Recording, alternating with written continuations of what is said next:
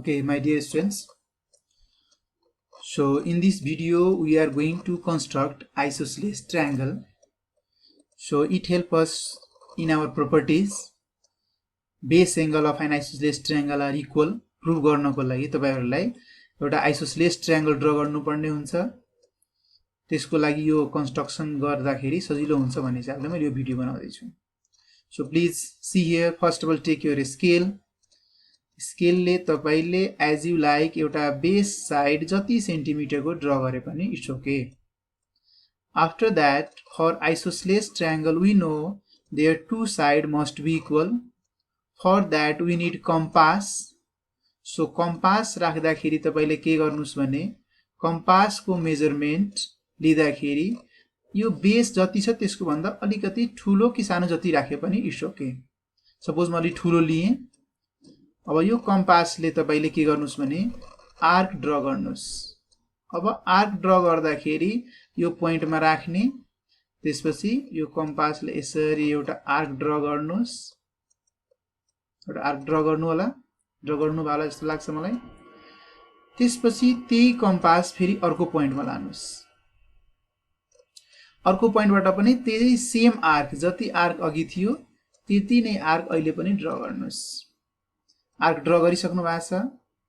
So यो arc, अब यो पोइन्टलाई तपाईले यो दुईटा बेस पोइन्टसँग कनेक्ट जोड्नु भयो भने तपाईले एउटा परफेक्ट आइसोसेलेस ट्रायंगल फर्म गर्नुहुन्छ। सो यसको लागि फेरि हामीलाई स्केल चाहियो। मैले यहाँ माउसले गर्दै छु माइ डियर स्टुडेन्ट्स, तपाईले अब फ्री ह्यान्डले गर्न सक्नुहुन्छ। अलिकति यो माउसले अलिकति डिफिकल्ट नै हुन्छ, त्यही पनि म अलिकति ट्राई गर्ने छु। सो ट्राई गर्दै छु, हेर्नु होला। यसरी स्केल राख्नुस्। स्केल राखेर तपाईले यो दुईटा पोइन्टलाई जोड्नुस्।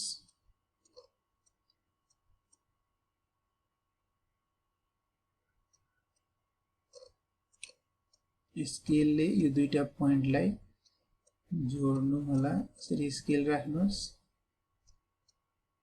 यो माउसले अलिकति गाह्रो हुँदो रहेछ यो पोइन्ट मिलाउनको लागि। उताको मिलायो भने उता अलिकति बिग्रिने, माउसले अलि गाह्रो हुँदो रहेछ। तपाईले फ्री ह्यान्डले बुझिसक्नु भयो होला। मजाले यो पोइन्टलाई पेन्सिल स्केल राखेर यसरी मिलाएर अनि यो लाइन ड्रा गर्नु होला। सिमिलरली अर्को पोइन्ट छ हामीलाई यतापट्टि। अब हामी यतापट्टि स्केल ल्याउँछौं। स्केल यतापट्टि ल्याएर अब यो स्केललाई यहाँ राख्छौं।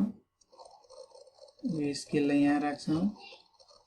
यो स्केललाई फेरि यो पोइन्टलाई हामी यसरी कनेक्ट गर्ने छौं। सो यो पोइन्टको हेल्प लिएर हामी फेरि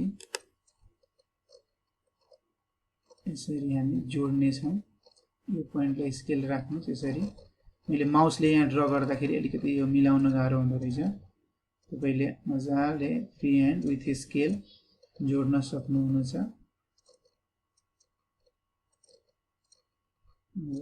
यसलाई स्केलले यो पेन्सिलले तपाईले लाइन ड्रा गर्दिनुस्। यसरी पेन्सिलले यो लाइन ड्रा गरिदिनु भयो भने तपाईले एउटा आइसोसेलेस ड्रा गर्नुभयो। अब यसरी तपाईले तीनवटा डिफरेन्ट साइजको अलि ठूलो सानो गरेर तीनवटा आइसोसेलेस ट्रायंगल ड्रा गर्नु होला। त्यसपछि अब यसको प्रोटेक्टरले बेस एंगल मेजर गर्नुस्। तपाईले थाहा भइसकेको छ यो एंगल बेस एंगल हो। यसरी राख्नुस्। यो हेर्नुस् त 0 देखि 10 20 30 40 50 60 70 भन्दा 2 लाइन कम छ। इट मिन्स तपाईले भन्न सक्नुहुन्छ इट इज 68 डिग्री। सिमिलरली तपाईले यहाँ पनि हेर्न सक्नुहुन्छ। यताबाट हेर्नुस् त अहिले 0 चाहिँ इनसाइडमा गएपछि इनसाइडको एंगल हेर्नुस्। यो पनि 70 भन्दा लिटल बिट कम छ। सो तपाईले हेर्न सक्नुहुन्छ यो एंगल पनि हाम्रो 68 डिग्री रहेको छ। So like this my dear students, you can measure with your protractor base angle and fill in the table. So similarly अरु ट्रायंगल पनि ड्रा गर्नु होला अनि टेबल फिल गर्नु होला। Thank you.